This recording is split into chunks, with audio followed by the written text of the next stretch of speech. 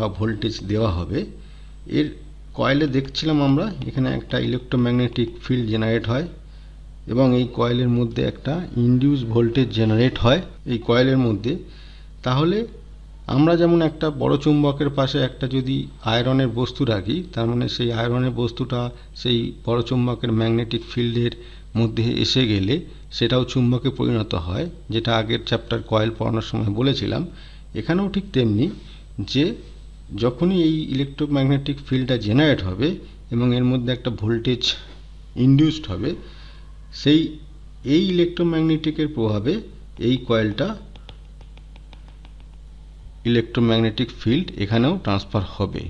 তার মানে এখানে যে ভোল্টেজটা ইনডিউসড হলো এই কয়েলের মধ্যে, সেই ভোল্টেজটা এখন এই সেকেন্ডারি কয়েল, এটা দ্বিতীয় কয়েল মানে ডান দিকে